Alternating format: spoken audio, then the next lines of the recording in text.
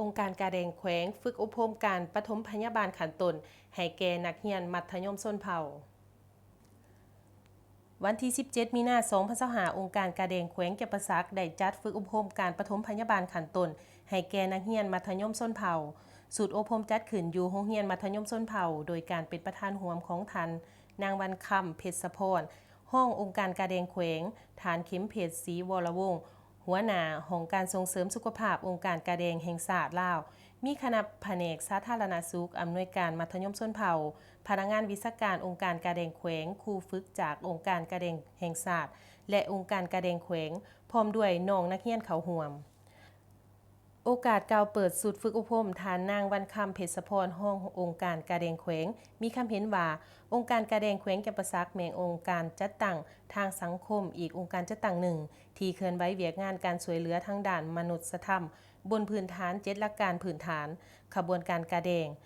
และซิกวงเดือนแดงสากลคือมนุษยธรรมเที่ยงธรรมเป็นกลางเอกราชสมัครใจเอกภาพและน้ำใจสากลนอกนี้ยังปฏิบัติเก่าหน้าเวียกสำคัญตนโตขององค์การกาแดงแห่งชาติลาวคือการช่วยเหลือบรรเทาทุกข์เบื้องต้น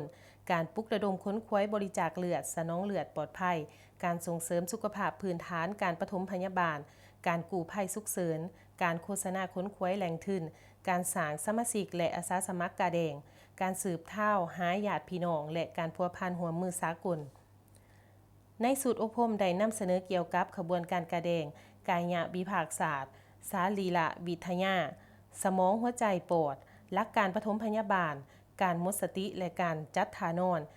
การแขนอาหารผู้ใหญ่เด็กน้อยเด็กแดงการช่วยเหลือชีวิตขั้นพื้นฐานผู้ใหญ่เด็กน้อยเด็กแดงเครื่องช็อตไฟฟ้าหัวใจเลือดออกและการหามเลือดกระดูกแขนขาหักและคอลิกการเคลื่อนย้ายคนเจ็บสัตว์และแมงไหม้กัดตอดบาดแผลไฟไหม้บาดแผลเลินการสักผู้ใหญ่เด็กน้อยปฐมพยาบาลทางด้านจิตใจจุดประสงค์ก็เพื่อเฮ็ดให้น้องนักเรียนมัธยมชนเผ่ามีความรับรู้เข้าใจ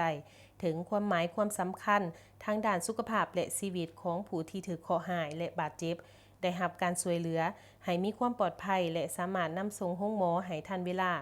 ภายหลังสำเร็จการฝึกอบรมก็จะได้ประเมินความรู้และมอบใบยั่งยืนให้น้องนักเรียนมัธยมชนเผ่าเติมอีก